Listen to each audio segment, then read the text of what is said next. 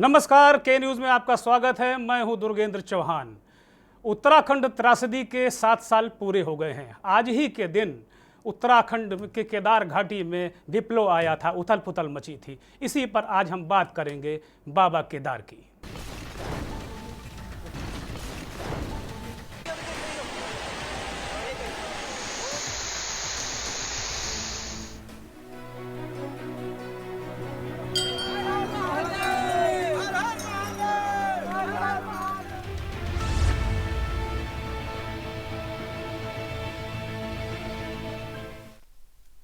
साल था 2013 और तारीख थी 16 जून। केदार धाम में एक ऐसी जल प्रलय आई जिससे न केवल केदार धाम हिल गया बल्कि इसकी जो गूंज है पूरी दुनिया तक गई। केदार त्रासदी की आज बरसी है। केदारनाथ आपदा को पूरे 7 साल हो चुके हैं। वो आपदा पूरे देश को हिलाकर रख दिया, जिसने हजारों लोगों ने जान गंवाई। कई ऐसे भी आंकड़े हैं जो पुलिस रिकॉर्ड में दर्ज हैं, लेकिन कई ऐसे भी लोग हैं जो आज तक लापता हैं। हजारों लोगों ने अपने आशियाना गंवाए। इस आपदा के बाद 2020 में कोरोना महामारी ने केदार घाटी को परेशान करके रख दिया है। पूरे विश्व को परेशान किया है, भारत भी परेशान है। 2.5 माह से लोग अपने घरों में कैद हैं और रोजगार को लेकर भटक रहे हैं। फ्लैशबैक में जाएंगे और देखेंगे कि किस तरह ये आपदा आई थी।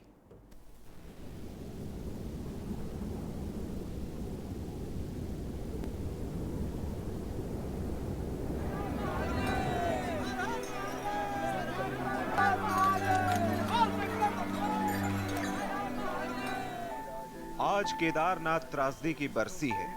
केदारनाथ आपदा को पूरे 7 साल हो चुके हैं। वो आपदा जिसने पूरे देश को हिलाकर रख दिया और हजारों लोगों ने अपनी जान इस आपदा में गंवा दी।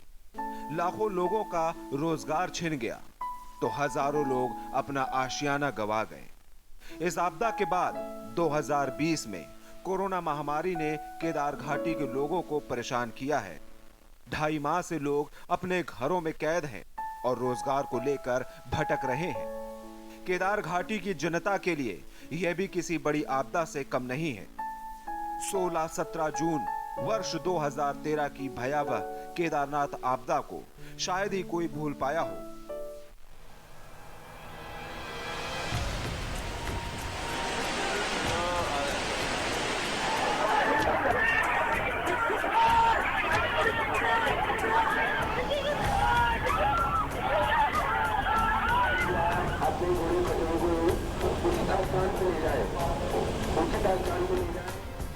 आपदा ने सबकी रूह को कपा दिया था। केदारनाथ से आए भूचाल ने ऐसा तांडव मचाया कि लोगों के आशियाने तिनकों की तरह उजड़ने लगे और हजारों लोग इस आपदा का शिकार हो गए। आपदा में कितने लोगों की जान गई ये सटीक आंकड़ा किसी के पास नहीं है। इस आपदा में देश विदेश के लोगों ने अपनी जान गंवाई। केदारनाथ आपदा में केदार घाटी के देवली भणी ग्राम, त्रियुगी नारायण, लमगौंडी के लोगों ने अपनों को खोया। इन गांवों में हर परिवार से 1-2 व्यक्ति की जान आपदा में गई। किसी का तो कमाने वाला ही नहीं रहा। आपदा के बाद सरकारी तौर पर मदद तो मिली, मगर रोजगार को लेकर सरकार ने कोई कदम नहीं उठाए। प्राइवेट संस्थाओं की ओर से पीड़ितों के आंसू पहुंचने का काम किया गया, जो नाकाफी ही रहा। केदारनाथ की प्रलयकारी आपदा के चश्मदीद आज भी उस पल को सोचकर डर जाते हैं। आपदा के बाद केदारनाथ में हेलीकॉप्टर हादसे भी हुए, जिसमें वायुसेना के जवानों से लेकर यात्रियों ने अपनी जान गंवाई। इन दुर्घटनाओं में 23 लोगों की जान गई थी। बता दें कि 16-17 जून 2013 को केदारनाथ में हुई भारी तबाही के बाद 19 जून को केंद्र सरकार ने वायुसेना को वहां रेस्क्यू की जिम्मेदारी सौंपी। इसके बाद 9 दिनों तक वायुसेना ने केदारनाथ धाम की पहाड़ियों पर रेस्क्यू कर हजारों लोगों की जान बचाई। इस बीच वायुसेना को नुकसान भी झेलना पड़ा। हादसे के मात्र 3 दिन बाद 28 जून को केदारनाथ से 2 किलोमीटर दूर गरुड़ चट्टी के पास एक प्राइवेट हेलीकॉप्टर भी क्रैश हो गया। केदारनाथ से प्रधानमंत्री नरेंद्र मोदी की अगाध आस्था जुड़ी है। हेलीकॉप्टर के जरिए रेस्क्यू कर सकुशल पहुंचाया और वे देश में एक अलग पहचान बना पाए। प्रधानमंत्री बनने के बाद पीएम मोदी अब तक 3 बार केदारनाथ पहुंच चुके हैं और उनके 5 ड्रीम प्रोजेक्ट के केदारनाथ में कार्य चल रहा है। केदारनाथ धाम में गुफाओं का निर्माण और मंदिर से सरस्वती नदी तक पैदल मार्ग का चौड़ीकरण, दोनों ही कार्य पूरे हो गए हैं, जबकि 3 कार्य शेष हैं। इनमें से शंकराचार्य समाधि स्थल, तीर्थ पुरोहित भवन और आस्था पथ का कार्य चल रहा है। स्पेशल डेस्क के न्यूज इंडिया।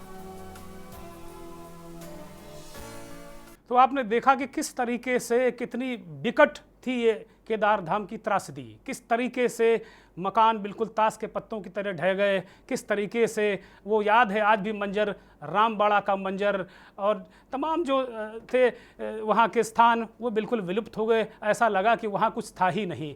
तो इसी मसले पर क्या पुनर्निर्माण की क्या रफ्तार है, क्या स्थितियाँ जो 7 साल बाद क्या हालात हैं बाबा के केदार धाम के घाटी की क्या स्थिति है, पुनर्वास की क्या काम चल रहे हैं, क्या रफ्तार सुस्त है तेज है, इन्हीं सब मसलों पर बात के लिए हमारे साथ जुड़े हैं उत्तराखंड राज्य के पूर्व मुख्यमंत्री हरीश रावत और दूसरी तरफ भारतीय जनता पार्टी की जो सरकार है मौजूदा उसके कैबिनेट मंत्री और सरकार के प्रवक्ता मदन कौशिक जी जुड़े हुए हैं। दोनों महानुभावों का बहुत बहुत स्वागत है, हरीश जी और मदन जी।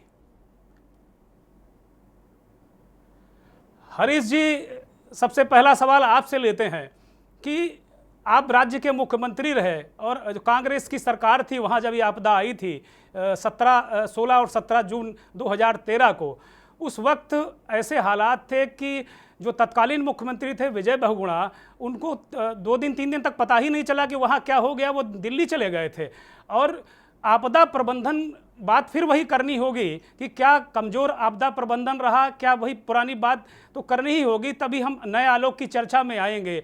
तो क्या उस दौरान जब आपने विजय बहुगुणा को हटा कर जब आपको सत्ता सौंपी गई, विजय बहुगुणा भी इसी कारण हटे भी थे, तो क्या आपको नहीं लगता कि पूर्ववर्ती सरकारों ने वो काम केदार घाटी के लिए नहीं किया, वहाँ के सुरक्षा संरक्षा और तमाम जो इंतजामात उनके लिए नहीं किया, जिसके कारण बहुत भारी नुकसान हुआ? हो सकता है कि इंतजाम होते तो इतना बड़ा नुकसान नहीं होता। हरीश रावत जी। ठीक है, सर्वप्रथम मैं बाबा केदारनाथ, बद्रीनाथ, अपने सभी देवी देवताओं के श्री चरणों में प्रणाम करता हूँ और प्रार्थना करता हूँ कि मानवता की कभी दूसरी बार इतनी कठिन परीक्षा न, यह एक भयंकरतम त्रासदी जिसका कोई पैरेलल कहीं नहीं मिलता। और उत्तराखंड जैसे छोटे राज्य में 70% हिस्सा पूर्णतः अस्त व्यस्त और क्षतिग्रस्त हो गया था। मैं जो लोग मरे वो संख्या करीब 6,500-7 हजार के करीब है। 500 ऊपर नीचे हो सकता है जिनके नाम अब भी न खोज पाए गए हों।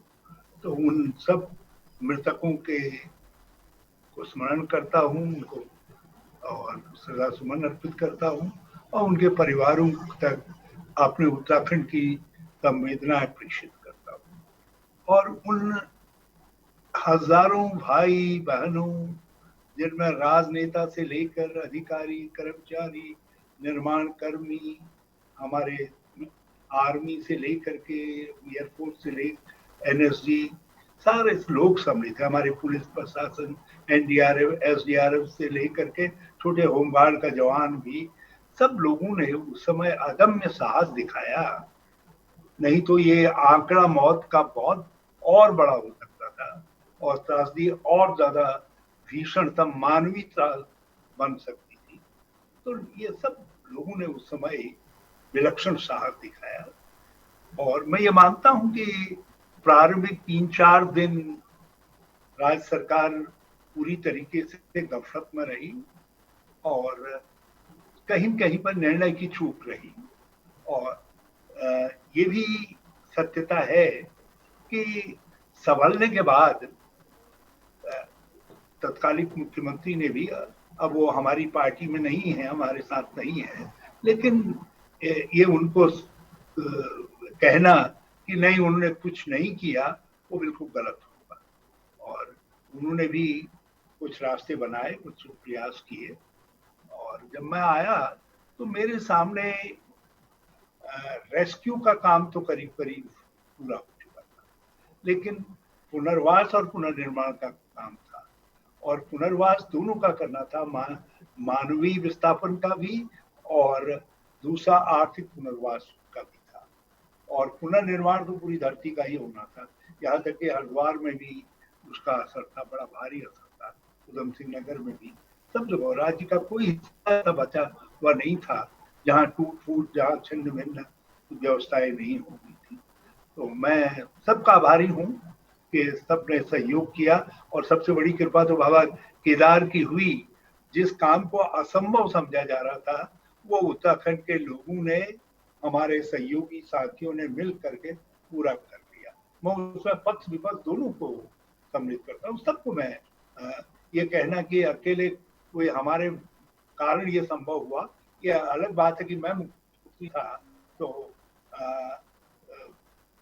थोड़ा उसका जो आगे मार्गदर्शन था वो मेरे हाथ में था। हमने लोगों पर भरोसा किया और इसी भरोसे का परिणाम था चार धाम यात्रा, जिसको लोग, केदारनाथ को तो लोग कहते थे 10 साल के लिए डिफर कर दीजिए, और 3 साल के लिए चार धाम यात्रा को, और हमने दूसरे वर्ष ही संचालित कर दी। हमने 1 साल भी डिफर नहीं की। जो डिफरमेंट हुआ था बीच में वो पहले हो चुका था, हमने उसको लगातार चालू किया। बाबा के धाम में लगातार वहाँ कार्य चल रहा है, काम चल रहा है, पुनर्निर्माण चल रहा है, पुनर्वास चल रहा है। उत्तराखंड राज्य के कैबिनेट मंत्री और सरकार के प्रवक्ता मदन कौशिक जी हमारे साथ जुड़े हैं। मदन जी के पास चलते हैं सीधे और सवाल करते हैं। मदन जी, जिस तरीके से अभी हरीश रावत जी हमारे साथ जुड़े हुए थे, हरीश रावत जी ने इस बात को कहा कि विजय बहुगुणा कहीं 3-4 दिन गफलत में रहे, या ये कि परोक्ष रूप से उन्होंने स्वीकारा कि जो आपदा का प्रबंधन होना चाहिए था तत्कालीन उत्तराखंड की सरकार ने नहीं किया, और उसके बाद की सरकार, जो मौजूदा सरकार है या जो प्रधानमंत्री ने जिस तरीके से चीज़ों को आगे बढ़कर किया, वो चीज़ें अब सामने दिख रही हैं। और जो हजारों लोग रास्ते में हमारे बीच में नहीं रहे, उनको श्रद्धा सुमन अर्पित करता हूँ सरकार की ओर से, उत्तराखंड की जनता की ओर से। और उसके बाद में देश के प्रधानमंत्री नरेंद्र मोदी जी को हृदय से धन्यवाद देता हूँ, उत्तराखंड के करोड़ों लोगों की तरफ से धन्यवाद देता हूँ कि आपने जिस आस्था के साथ बाबा केदार में और अवस्थापना के सारे काम अपने एक विशेष प्रोजेक्ट बनाकर, एक विशेष योजना बनाकर हमें दिए हैं, निश्चित रूप से आप धन्यवाद के पात्र हैं। चौहान जी, मैं निश्चित रूप से 2013 की उस आपदा के समय हम विपक्ष में थे, लेकिन निश्चित रूप से एक बहुत बड़ी आपदा जो आई थी जिसमें हजारों लोग नहीं रहे, और मैं इस पर नहीं जाना चाहता कि क्या हुआ, कैसे हुआ या नहीं हुआ, लेकिन ये जरूर कहना चाहता हूँ कि देश के प्रधानमंत्री उस समय मुख्यमंत्री थे, उनके मन में केदार बाबा के प्रति जो एक आस्था है, जो भाव है, तो एक संकल्प है, कहीं ना कहीं उसके निमित्त वो केदारनाथ में जाना चाहते थे, लेकिन किसी भी कारण से वो वहां नहीं जा पाए। लेकिन उनके मन में वो जो पीस थी, वो भावना थी, वो जग जाई थी। इसलिए प्रधानमंत्री बनने के बाद सबसे पहले उन्होंने केदार बाबा के यहाँ जो अवस्थापना के सारे काम थे, जिसको आपने अभी पूरे देश को और अपने चैनल के माध्यम से दिखाया है, उन सब के काम शुरुआत किए। इसके लिए मैं कहीं किसी की आलोचना या समालोचना करने यहाँ नहीं बैठा हूँ, लेकिन ये जरूर कहूंगा कि जो भी सरकार है, चाहे हरीश रावत जी के रूप में बाद में आने वाली सरकार हो, चाहे उसके बाद में त्रिवेंद्र रावत जी की सरकार हो, उन्होंने बड़े मनोयोग से प्रधानमंत्री के उस भावना को, प्रधानमंत्री जी के उस प्रोजेक्ट को, प्रधानमंत्री जी के उस जो पूरे देश को वो बताना चाहते थे कि बाबा में हम क्या क्या काम कर सकते हैं, और आज उसको करने के बाद जिस स्थिति में हम केदार बाबा के उस धाम को देखते हैं, निश्चित रूप से मन में एक भाव आता है कि देश के प्रधानमंत्री ने जिस प्रकार से बड़ा इंटरेस्ट लेकर, जिस प्रकार से पूरा एक आस्था को परिलक्षित करते हुए और उस सारे काम को वहां कराया, निश्चित रूप से उत्तराखंड की जनता उनको अपनी ओर से धन्यवाद देती है। साथ साथ जो कल प्रधानमंत्री जी ने और इस सारे विषय को लेकर जिस प्रकार से ड्रोन के माध्यम से वहां का सारा चलते हुए काम को देखा है, उसमें भी उन्होंने कहा कि आने वाले समय में हम बद्री भगवान के जो धाम है उसको भी इस रूप में डेवलप करें, राज्य सरकार भी उसके बाद गंगोत्री यमुनोत्री इस रूप में करे, तो निश्चित रूप से जो उत्तराखंड के चारों धाम है इस रूप में होंगे। जहां तक हम केदारनाथ के बारे में कहते हैं, अभी हरीश रावत जी ने भी कहा, निश्चित रूप से मुझे 2014 में जब वहां गया था, मैं उस बहुत बड़ी आपदा के पास, और मैं पैदल गया था, मैं आपको बताऊं चौहान साहब, उस समय जो अभी रावत जी ने कहा छोटी निमचोली से बड़ी निमचोली जब जाते थे, जी। वो ऐसा मार्ग जो वैकल्पिक बना था वो 90 डिग्री पर इस प्रकार खड़ा हुआ था। जी। लेकिन अब जो वैकल्पिक मार्ग बन रहा है, निश्चित रूप से कहीं ना कहीं जो पैदल जाने वाले श्रद्धालु हैं उनको भी बड़ी सुविधा इस रूप में होगी। और वहाँ की जो अवस्थापना सुविधाएं हैं कि हजारों लोग एक साथ वहाँ रह सकते हैं। निमचोली में एक बड़ा स्थान डेवलप करने का काम वो भी किया गया है। तो इस प्रकार से केदार बाबा के धाम को जिस प्रकार से एक इस यात्रा को सुगम बनाया गया है, इसका परिणाम रहा कि पिछले वर्ष यात्रा में बद्रीनाथ और केदारनाथ में जो यात्रियों की संख्या तुलनात्मक रूप से पहले बहुत अंतर रहता था, उसमें बहुत कम अंतर रहा और 10 लाख से ज्यादा श्रद्धालु बाबा केदार के दर्शन करने गए। तो निश्चित रूप से ये त्रासदी जो 2013 में आई थी और उस त्रासदी के बाद इस प्रकार से हमारा बहुत बड़ा आर्थिकी पर प्रभाव पड़ा था, लेकिन पिछले वर्ष हम लोगों ने उस सब को आगे बढ़ाते हुए और देश के प्रधानमंत्री जी ने जो एक भाव प्रकट किया था, जो एक कहीं ना कहीं संकल्प किया था, उस संकल्प के अनुरूप यहाँ की उत्तराखंड सरकार ने उस सारे काम को करने का कार्य संपन्न किया है और कुछ को भी इस समय किया जा रहा है। बहुत अच्छी बात कही मदन जी, आपने बहुत अच्छी बात कही कि ठीक है। मेरा सवाल वही है मदन जी कि क्या जो पूर्ववर्ती सरकारें रही हैं बाबा के धाम के विकास के लिए, वहाँ की सुरक्षा के लिए, वहाँ से प्राकृतिक आपदाओं से लड़ने के लिए, क्या वो योजनाएं नहीं बनाई उन सरकारों ने? क्या करती रही इतने वर्षों तक ये सरकारें? मेरा बड़ा सवाल है। चौहान साहब, इस पर मैं कहना चाहता हूँ कि ये सही है कि इस राज्य को बने हुए 18 वर्ष हो गए हैं।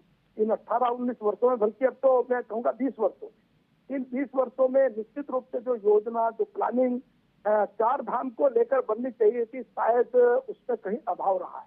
उसका कहीं ना कहीं जो एक पूरे देश को, क्योंकि ये चार धाम उत्तराखंड की ऐसी यात्रा है जिसमें लाखों लोग आते हैं, तो उस यात्रा में लाखों लोगों की जो अवस्थापना रास्ते में होनी चाहिए थी, विभिन्न प्रकार से ठहरने के लिए व्यवस्था होनी चाहिए थी, जो कनेक्टिविटी होनी चाहिए थी, शायद उसमें जितना ध्यान पूर्ववर्ती सरकार कोई भी रही हो या केंद्र में रही हो, शायद ध्यान उस तरफ नहीं गया। लेकिन प्रधानमंत्री जी ने सबसे पहले, आपको याद होगा कि चार धाम की जो सड़क है ऑल वेदर रोड के नाम पर 12,000 करोड़ हमको इसलिए दिया कि चार धाम की यात्रा हमारी सुगम हो सके। चार धाम की यात्रा में हम लोग ट्रेन मार्ग से जा सके, उसके लिए ऋषिकेश से और कर्ण प्रयाग तक रेलवे लाइन का काम भी तेजी से चल रहा है। उसके साथ साथ जो अवस्थापना सुविधाओं में एक पूरा रोड मैप तैयार करके और उसका काम देने का काम भी केंद्र की सरकार ने किया है। ये जरूर है कि राज्य सरकार ने उस संकल्प को तत्काल पूरा करने के लिए पूरे मनोयोग से वहां पर हम लोगों ने काम करना शुरू किया है। पर मैंने अभी भी दोहरा रहा हूँ कि मैं किसी सरकार की आलोचना करने के लिए नहीं बैठा। हरीश रावत जी मुख्यमंत्री रहे, उन्होंने भी अपने ऐसा योग्य काम किया होगा। उससे पहले बहुगुणा जी रहे, उन्होंने भी किया होगा। उससे पहले जो मुख्यमंत्री उन्होंने किया होगा। लेकिन ये जरूर मैं कहना चाहूंगा कि जो योजना बननी चाहिए, वो योजना का शायद कहीं अभाव रहा है, जिसके कारण एक जो एक सामने आना चाहिए कि हम चार धाम यात्रा, हमारी आर्थिक की रीढ़ है, उस पर किस प्रकार वर्क करना है। आज जब केदार बाबा की अवस्थापना सुविधाएं इस रूप में तैयार हो गई है, जिस प्रकार से ऑल वेदर रोड तैयार हुई है, जिस प्रकार से रेलवे लाइन का काम शुरू हुआ है, अब हमें लगता है कि आने वाले समय में चारों धाम को इसी प्रकार से हम पूरी अवस्थापना सुविधाएं डेवलप करके और एक बहुत बड़ा संसाधन इस राज्य की आर्थिकी में आने वाले समय में चार धाम यात्रा बनेगा। और आज हम इस संख्या को हम इस रूप में मानते, आने वाले समय में संख्या करोड़ों में रहेगी। आने वाले समय में जब यात्रा सीजन होगा तो आप देखेंगे कि इस राज्य की जो आर्थिकी है वो कितनी आगे बढ़ेगी। तो निश्चित रूप से कहीं ना कहीं जो एक तो मैं अभाव कहूंगा या कहीं ना कहीं एक योजना बनाने की चूक कहूंगा, आज वो सब चीजें पूरी हो चुकी है प्रधानमंत्री के मार्गदर्शन में। और वर्तमान सरकार के कहीं ना कहीं उस काम को पूरा करने में एक तत्परता को मैं दोनों लोगों को, आदरणीय त्रिवेंद्र सिंह रावत जी को, देश के प्रधानमंत्री नरेंद्र मोदी जी को भी धन्यवाद दूंगा कि ये काम अब तेजी के साथ कुछ हो गया है, कुछ अभी चल रहा है। मदन जी, कुछ सवाल भी उठे हैं, कैग ने कुछ सवाल उठाए हैं। जो पुनर्निर्माण पुनर्वास की बात है बाबा केदार धाम के, उसमें कुछ सवाल भी कैग ने उठाए हैं। पूर्ववर्ती सरकार जो यूपीए 2 की सरकार रही है, उसने जो पैसा अलॉट किया था 6259 करोड़ रुपया, उसका अनुमोदन किया था, लेकिन दिए गए 46 जो दिए गए 4617 करोड़ रुपया है, यूपीए सरकार की बात कर रहे हैं। ये पुनर्निर्माणों पर सवाल उठाए गए थे कुछ। इसके अलावा जो मेरे पास जानकारी है उसमें तमाम चीज़ें, आवासों के निर्माण, सड़कों, बेघर लोगों के आवासों का निर्माण, इस तरह के जो तमाम प्रोजेक्ट बहुउद्देशीय हाल की बात करें और सड़कों की बात करें, सड़कों की गुणवत्ता पर भी कैग ने सवाल उठाए थे। तो हरीश रावत जी भी जुड़ गए हैं, पूर्व मुख्यमंत्री हैं और यूपीए की सरकार भी रही है। हरीश रावत जी केंद्र में यूपीए की सरकार रही, यूपीए की सरकार ने भी जो आपने कहा कि जो हरीश रावत जी ने काम किए और यूपीए की सरकार ने काम किए वो भी अपने आप में महत्वपूर्ण है। लेकिन जो कैग ने सवाल उठाए हैं उस पर मदन जी आप क्या कहेंगे? हरीश जी से भी हम इस पर जवाब लेंगे। देखिए, इसमें जिस समय ये आपदा आई थी, आपदा के समय जिस प्रकार से एक पब्लिक प्रेशर था, उससे कहीं ना कहीं जिस प्रकार से निर्णय लिए गए, वो सारे निर्णय जो नियम थे उनको दरकिनार करते हुए और कहीं ना कहीं उनको ज्यादा महत्व रूप में देते हुए कि जो मकान बनने थे उन मकान वालों को इतना पैसा देना है, जो उसके लिए कहीं ना कहीं जो ऐसे व्यक्ति थे जो पात्र नहीं थे उनको भी कुछ पैसा दिया गया, कुछ व्यक्तियों को उसमें सूची में अलग से सम्मिलित किया गया, जल्दबाजी में सड़कें बनी, उनकी गुणवत्ता का ध्यान नहीं रखा गया और जिस प्रकार से वहाँ एकदम तत्काल व्यवस्था डेवलप करने के लिए काम किए जाने के लिए उन गुणवत्ता का विशेष ध्यान रखा जाना था, उसको भी दरकिनार किया गया। वो सारी चीजें सामने आई। हम हरीश जी के पास चलते हैं। हरीश जी, जो बाबा केदार धाम के जो पुनर्निर्माण और पुनर्वास के जो कार्य शुरू कराए गए थे, यूपीए 2 ने जो पैसा दिया था, उन स्थितियों में कैग ने सवाल उठाए थे, गुणवत्ता पर सवाल उठाए थे, सड़कों की गुणवत्ता पर सवाल उठाए थे और पूरा पैसा भी नहीं दिया गया था। ये क्या सच्चाई है, क्या स्थिति है, क्या हकीकत है, क्या फसाना है? हरीश जी, आप जरा धैर्य से सुने। अवश्य अवश्य, तो मैं बिल्कुल पूरे धैर्य के साथ आपको सुनने को तैयार हूं। मैं तीनों बिंदुओं को स्पष्ट कर दे रहा हूं जी। पहली बात यह है, जो 3 लेयर सुरक्षा कवच बना है केदारनाथ के लिए, कवच बनाने वाले हम कौन है? जो प्रोटेक्शन वर्क हुआ है वो मेरे समय में ही सब पूरा हो गया था। सरस्वती और सरस्वती और मंदाकिनी और का दोनों का संगम मिल गया था। उसको सेपरेट करके दोनों को अलग अलग उनके पूर्व रास्ते पर ला करके और उसमें आस्था पथ का, आस्था स्थलों का निर्माण और घाटों का निर्माण मेरे समय में पूरा हो गया था। केदारनाथ जी के जो प्रांगण का निर्माण और वहां से रास्ते का निर्माण मेरे समय में पूरा हो गया था। मैं हेलीपैड 3 के 3 जो वहां ऑपरेशनल है सब हमारे समय में बन गए थे, जिनमें MI-26 जिसमें उतर सकता है वो हेलीपैड तक जो है ये है। तल्ली लिंचोली, मल्ली लिंचोली के पड़ाव पूरी तरीके से हमारे समय में बन गए थे, उसमें कहीं कोई काम आज नहीं हो रहा है जी। 7000 लोगों के आवासीय व्यवस्था के स्थल सब हमारे समय में बन गए थे, जिसमें मेजर डाइनिंग हॉल आदि आदि सब सम्मिलित हैं, वो सब बन गए थे। जो पुरोहितों के आवासों का निर्माण है उसका फैसला मेरे समय में हो गया था, निर्माण कार्य मेरे समय में शुरू हो गया था। आज आस्था भवन का निर्माण मेरे में पूरा हो गया था और दूसरे जो आंतरिक रास्ते थे उनको दुरुस्तीकरण का काम मेरे समय में पूरा हो गया था। अब और गौरी कुंड में भी काम मेरे समय में पूरा हो गया था, भीमबली में भी मेरे समय में पूरा हो गया था, नीचे सीतापुरी और तो दूसरी जगहों पर जो त्रिजुमी नारायण के नीचे काम पूरा होना था वो भी सब जो आज भी दिखाई देते हैं, बड़े बड़े पड़ाव बने हुए जो है, वो सब काम हमारे समय में पूरा हो गया था। सारे पुल पुलिया जितने बनने थे वो सब पुल पुलिया भी हमारे समय में बनी है, उसमें कोई तरमीम बदलाव नहीं आया है। मैंने जो बाबा भैरव की का जो पाखा है उसके पुनर्निर्माण का काम शुरू किया था, उसको मैं पूरा नहीं कर पाया, ये आवश्यकता है। जो मंदाकिनी से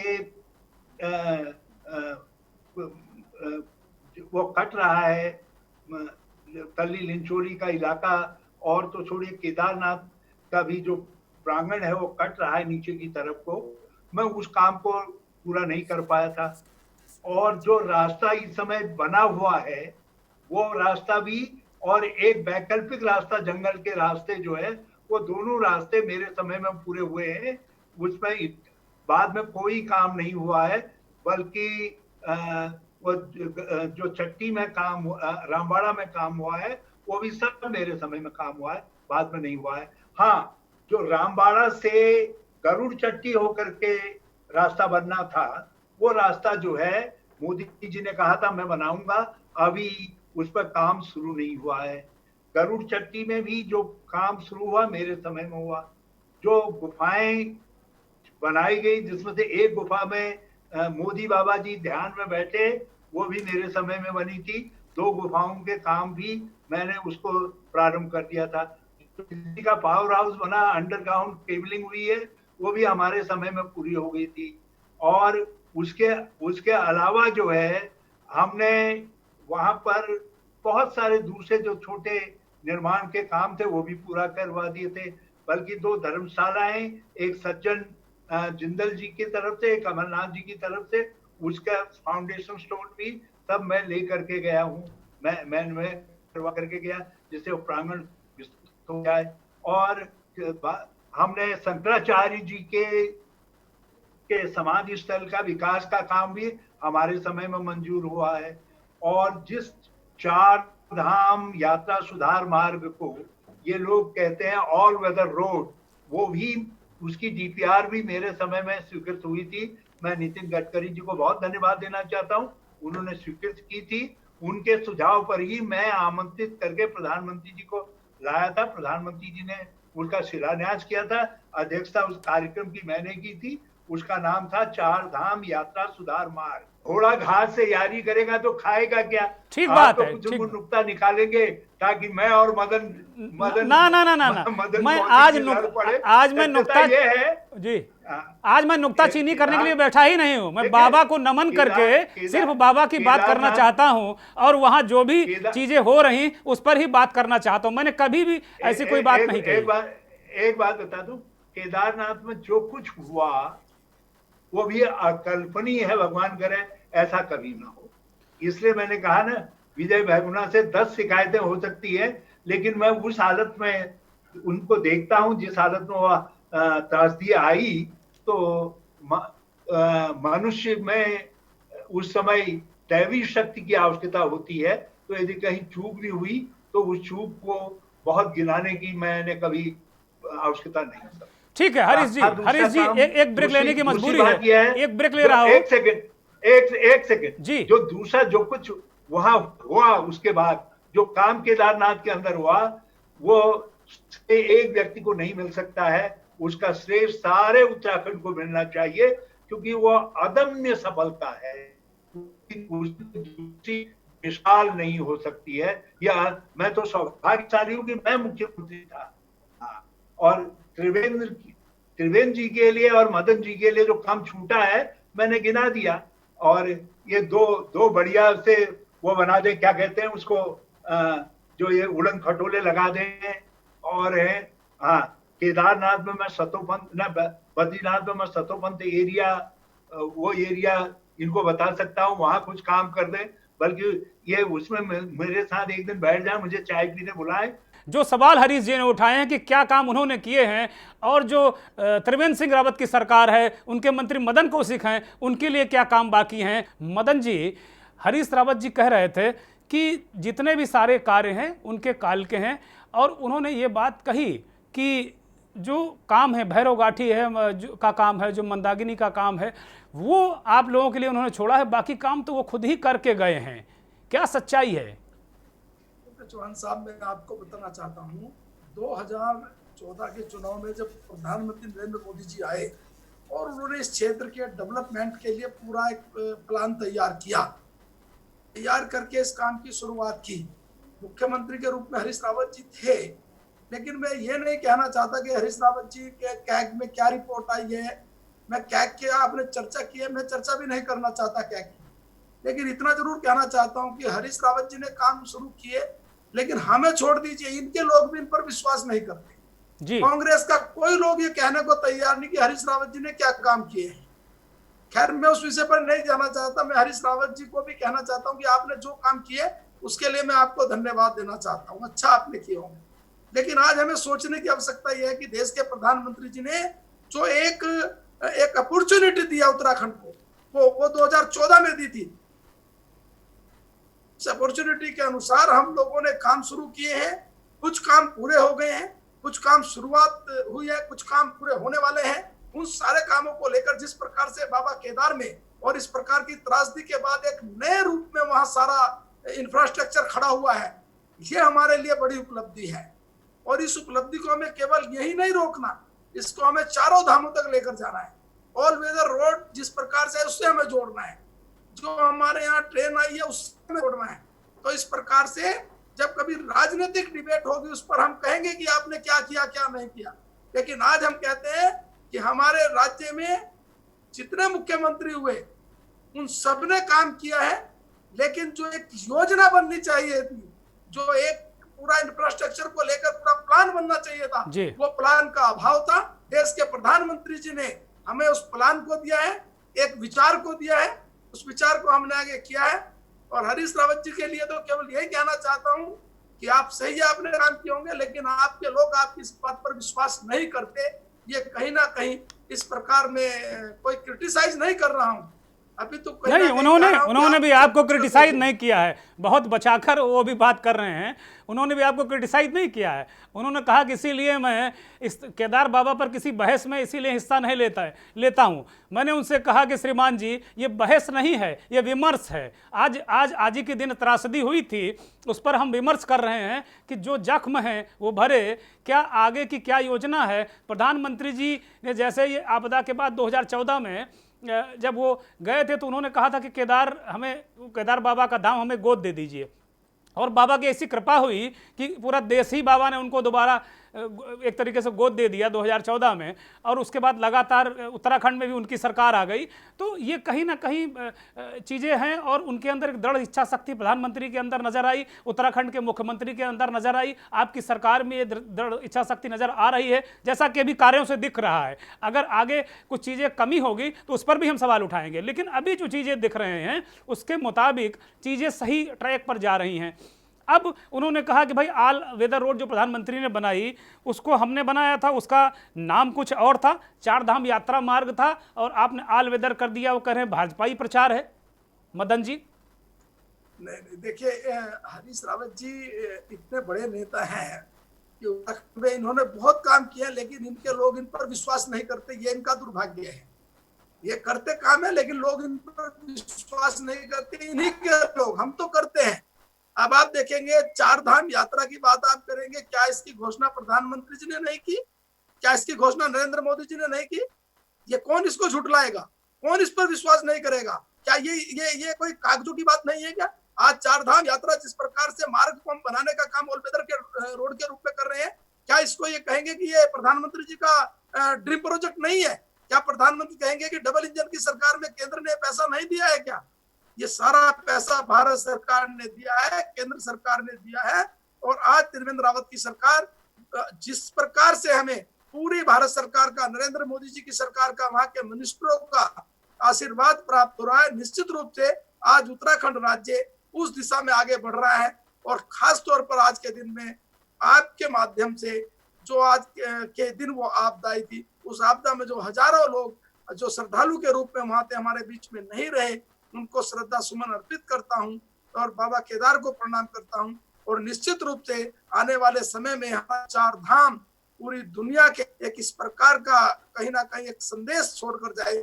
इस अवस्थापना सुविधाएं अगर देखनी है तो उत्तराखंड राज्य में इन 4 धाम के रूप में जाकर देखें, जिससे कि हमारी आर्थिकी भी मजबूत होगी और हम एक दिशा भी प्राप्त करेंगे। मदन जी, क्या क्या वहाँ कार्य लगभग पूरे हो चुके हैं? आप दर्शकों को बताइए हमारे न्यूज़ चैनल के माध्यम से कि क्या क्या कार्य पूरे हो चुके हैं, कैसे चीज़ों को लेकर हम लोग आगे चल रहे हैं।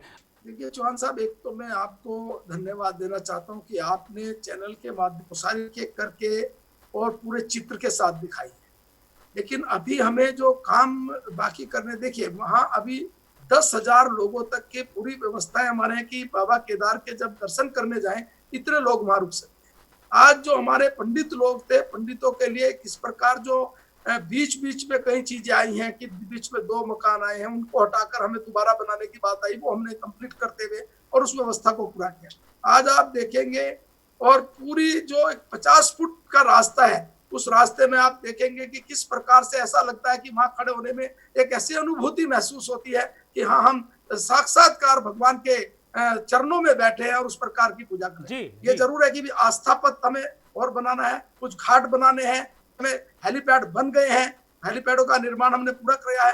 कुछ आने वाले समय में और कुछ चीजें हैं जो अभी, जैसा गुफा का निर्माण हो गया है, कुछ बाकी शेष है।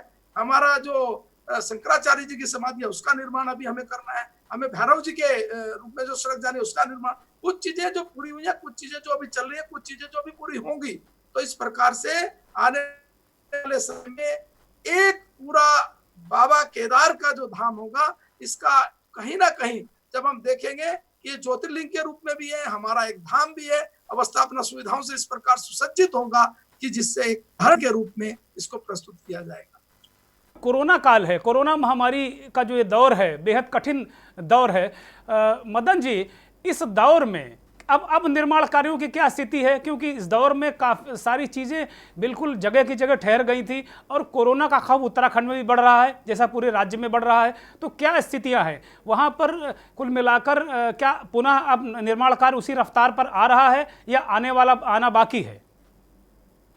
देखिए, लॉकडाउन के पहले चरण में और दूसरे चरण के बाद जब भारत सरकार की गाइडलाइन में हमें निर्माण कार्यों की अनुमति दी गई, जहां हमने 4 धाम हमारा निर्माण मार्ग है, हमारा अन्य निर्माण मार्ग है, हमारा रेलवे काम ने शुरू किया, साथ साथ हमने बाबा केदार के बचे हुए कामों की शुरुआत भी की है और आज वो पूरे काम तेजी के साथ चल रहे हैं।